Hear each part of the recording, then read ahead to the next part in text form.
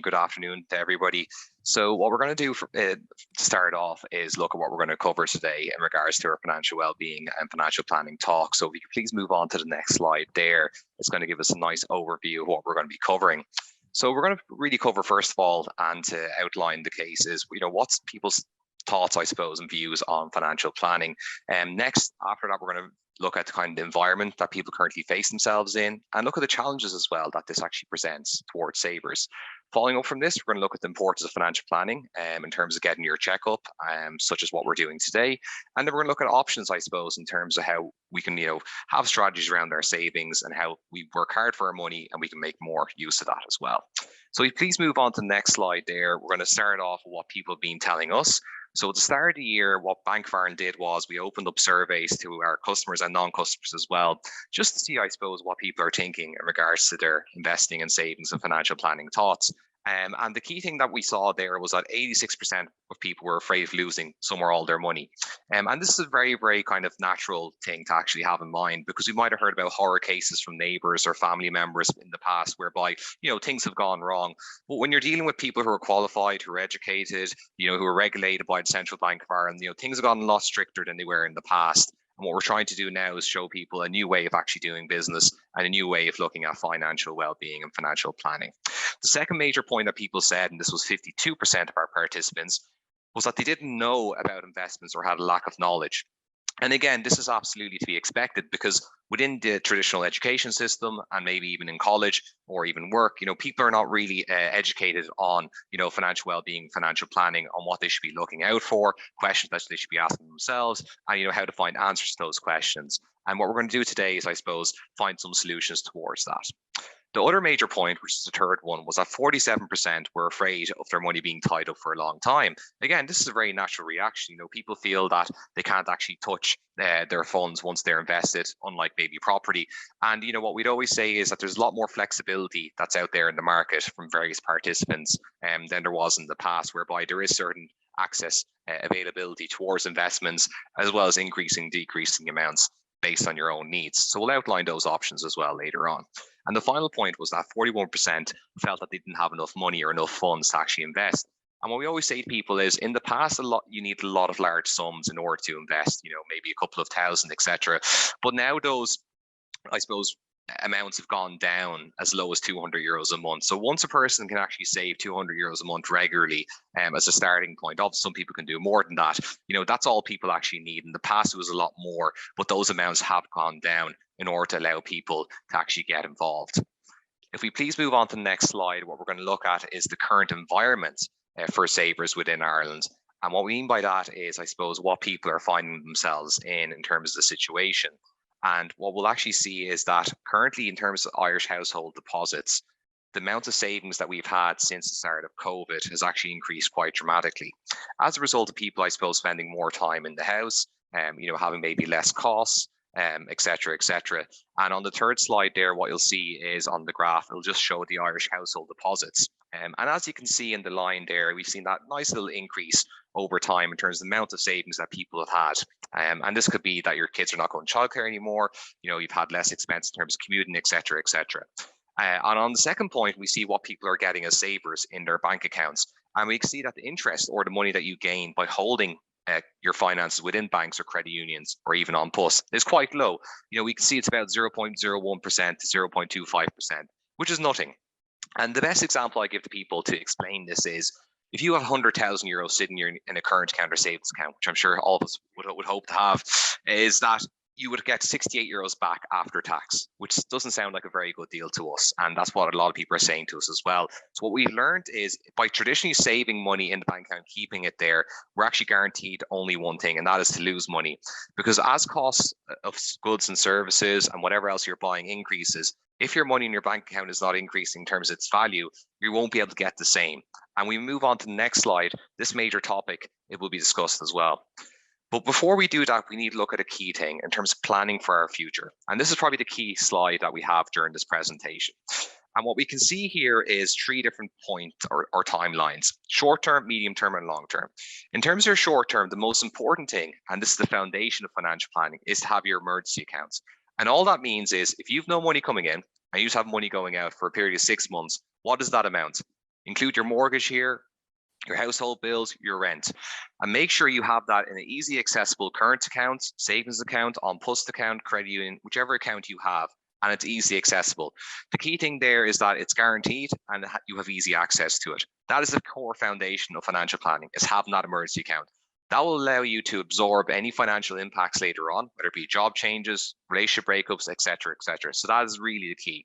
And what will allow you to do is to focus on the non-financial element or the stress that that situation is causing. So we always say the emergency account in terms of your short-term goals is the absolute foundation of financial planning.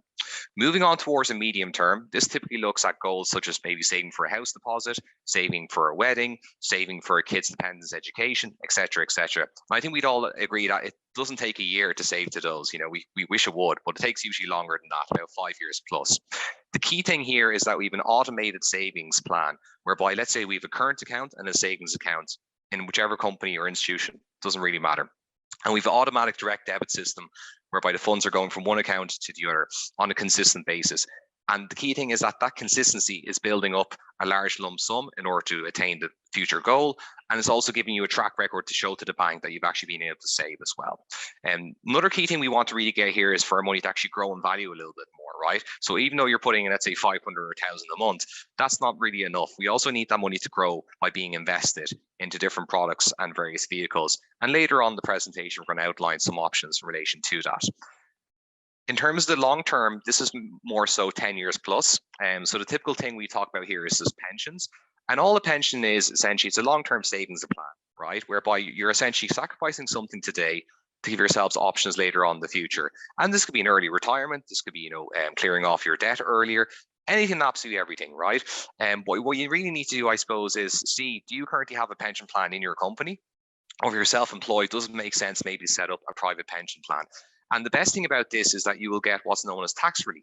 So if you're putting in a certain amount of money into your pension, the government will reward you and will actually cost you less. And later on at the end of the presentation, my emails will be outlined there where I can explain this in a bit more detail because it can get quite complicated. And it's usually best to discuss it more on a one-to-one basis. So moving on towards the slide presentation, we're going to look at a very, very important topic called inflation. And people usually get confused by inflation, but to put it at its most basic, it's just the increase in costs of goods and services. It could be your local newspaper, it could be the houses, it could be your local soft drink, it could be a chocolate bar, anything and everything. Now, the key thing with inflation to understand is it's always there, and it's the biggest threat towards you getting what you want in life. And the best example I would give to this is house prices, right? So if you have any grandparents or aunties and uncles within the family, or even your own parents, and you ask them how much did they buy their house for, they'll probably say 35,000 Irish punt or 50,000 Irish punt. And you look at the same house today, 20 years later, and it's worth a couple of €100,000. And there's no reason why maybe in 30 or 40 years time, those houses won't breach the 1 million mark. And that is what inflation is. It's the rising cost of goods and services over time, because the amount of land, materials and labor is limited as we progress through history. And what we find is everything that we're buying today will probably more than likely be expensive into the future. And that's why inflation is a very, very key topic that I always try to explain to people. The key thing is to understand what's called your own lifestyle inflation. So the Irish government and the Irish Central Bank, which essentially measures these statistics, will always look at inflation being maybe between 1% and 2%. Since the inception of COVID, this has increased to about 3 or 4%. But what's very key here is what's known as your lifestyle inflation. This is you calculating how much are your utility bills, how much are your expenses, how much are your holidays, how much is your clothing increasing by year on year. And I would say for most people on this call, it will probably be about 4 to 5%. So if we are looking to prevent this from happening, whereby we want to make sure we're able to still afford these goods, we need to make sure that we have an account that's at least growing, or an investment that's growing at least to that same amount, net of fees and charges. And we're going to look throughout those options as well in the next couple of slides. So that's the key point that we want to make here about inflation, and just to understand it. So moving on forward, I want to show the impact that this can have on large balances in people's accounts. So we just use these as an example just to illustrate how bad inflation can be in terms of your own financial planning and your own financial wealth. So at the top here, we can see the graph in terms of €1 million nominal, which I'm sure we'd all like to have in our accounts. And it just shows you the impact of 2% inflation. So just something increasing by 2% in value. And also what we call negative interest, which is whereby banks are looking to charge people and businesses who have large amounts of money in their accounts a negative interest. So for keeping your money there, they're looking to charge you essentially. So in order to prevent you from that happening, you need to find a vehicle that can actually combat this. So at the start, which is year one, in terms of terms invested or years invested, you can see it's 1 million. And after 20 years, it goes down to 602,000 just by doing nothing. That's how much your money's actually being eroded. And one thing I always say to people is every 18 years, whatever good or service you're looking to buy will probably double in value. So if you look at a house today, for instance, that's 500,000 euros, in about 18 years, on average, that'll probably be about a million. So if you actually have a million in your bank account after 18 years, it's almost half in value. It's the reverse. If it's not in the vehicle, that's actually gaining a bit more money. So I'll just maybe leave that up there maybe for a couple of more seconds just so people can have a look at it. And the biggest impact you have here is the longer you don't take action, the bigger the impact, as you can see. And our aim really for people is no matter how much you have, whether it's 1,000 or 10,000 or 100,000, is to make sure that this is not being impacted by you, and that your future value of your money is not being eroded. So that's all inflation is. Nothing to overcomplicate here, and it's actually quite basic. I think they just complicate it really more in college and in school. So moving on to the next slide, please. We're going to look at an alternative to investing there. I think it should just be a top slide there. Oh, perfect. Yeah, no, that's okay. Yeah, it's the importance of compound. Yeah, that's okay. So it'd just be the slide above that one, if that's okay, Saoirse. Perfect. Thanks so much for that. So we talked about inflation, and now we're going to look at the impact of compound, which is a way of actually combating inflation. So what we look at compound is essentially how quickly your money doubles over time. So it looks at how quickly one can double to two and two to four, et cetera, et cetera. And the reason why compound interest is so important is that Albert Einstein said it was the eighth wonder of the world in terms of combating inflation and the impact of that. The key way we can actually get compound interest is by starting to save as early as possible. So we would have noted that previously people thought that you needed to have a large lump sum in order to invest, and it was very difficult. While now we've kind of outlined, well, you can do it as low as 200 euros per month. To save as much as possible without obviously impacting your lifestyle, we still need to live and enjoy our lives. So what you need to make sure is, are you at that right balance between enjoying your life and then also, I suppose, getting the return that you would like as well. And then the final thing is to get a reasonable rate of return. And all this means is, in essence, is how much money you're looking to make. So we would have highlighted that due to the rise in cost of goods and services, your average lifestyle inflation would be about 4 to 5%.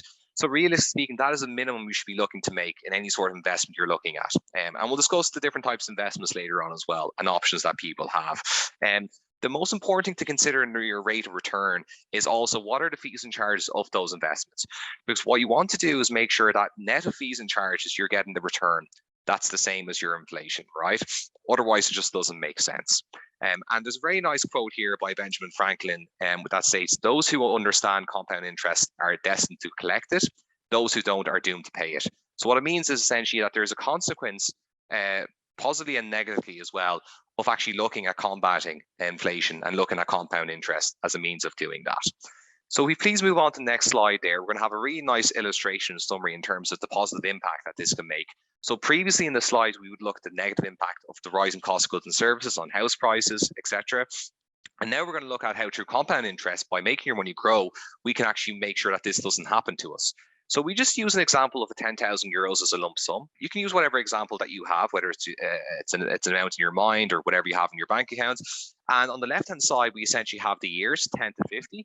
And at the top, we have the rate of return that we would have highlighted before, ranging from 2 to 10%.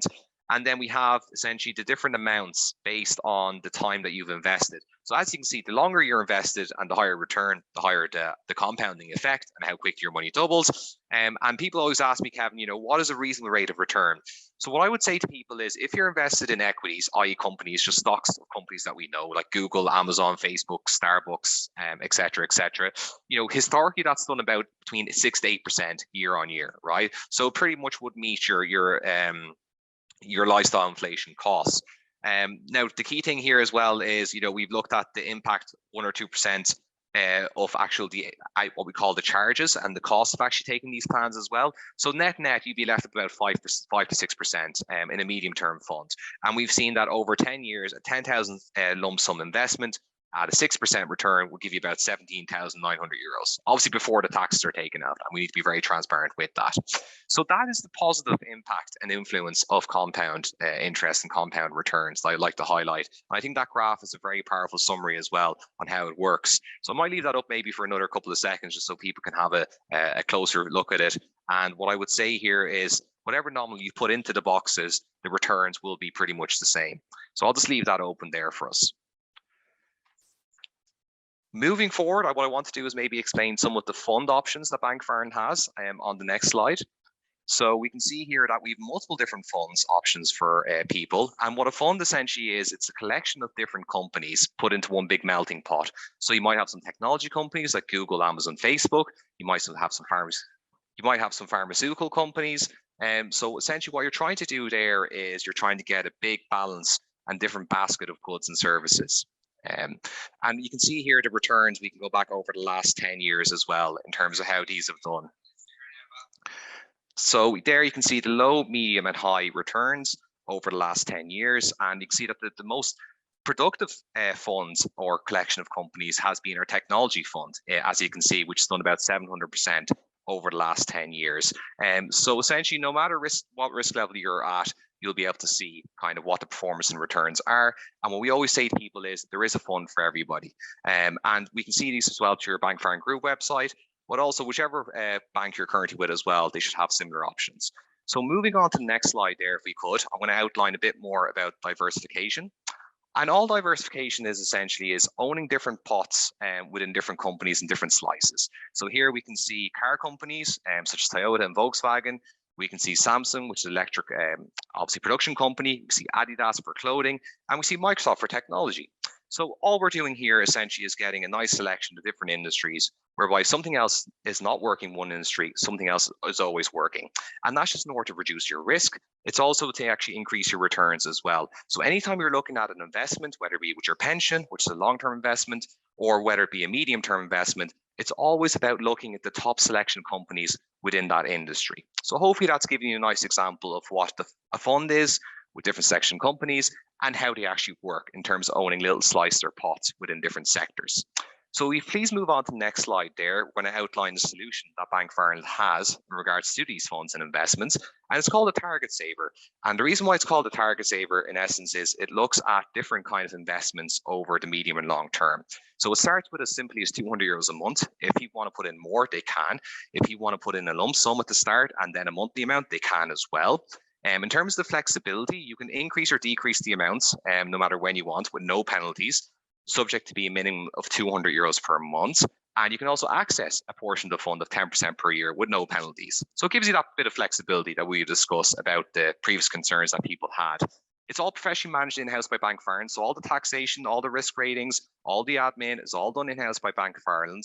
And as I said, there are 51 different options for people there within those funds. So it is our most popular product. It could be used for your dependents' education.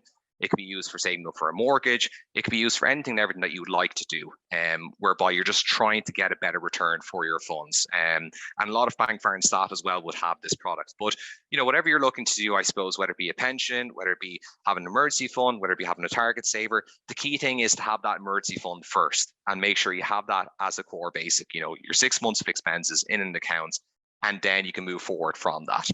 So I'll just leave that up there maybe for a few more seconds, and then people can have a look at it and look into the details a bit more.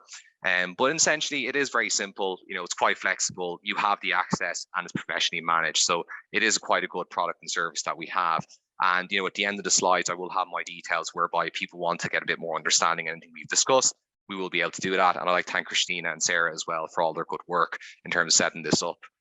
Moving on to the next slide, I want to just have just very nice quote about procrastination. So we will discuss today on a lot of different things about, you know, what we should think about within financial planning, our options, the impact of inflation, et cetera, et cetera. And I think the key thing is not to procrastinate. And what I mean by procrastination is, you know, knowing that you need to do something or knowing that it's beneficial for you to do something and doing nothing about it. And what I'd like to do, I suppose, is just to highlight that, you know, procrastination is really the core thing that prevents financial well-being. And what we'd like to do is for people to have a think, you know, by themselves or with their partners, you know, what's important for them from the slides and presentation.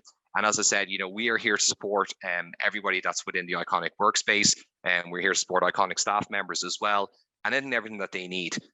Please do give us a bell. Please do get in touch with us, and we'll be able to help you out. The most important thing I'd like to highlight as well here before we go is that we are what's known as financial fiduciaries. And all that in essence means is that we do not essentially work based off bonus or commissions. So what happens is it allows us to look after your best interests and help support you in the best way that we can actually do that. And I think that's the key thing that we actually do with that. So what I'm going to do then is I'll go into the very last slide, if that's okay, and just kind of outline my contact details.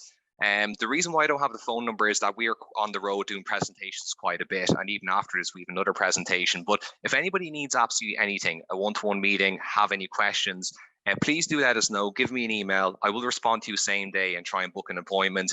No question is too simple or too complicated, and we will be able to help you as much as we need. So please do let me know on that, and we'll be able to sort you out.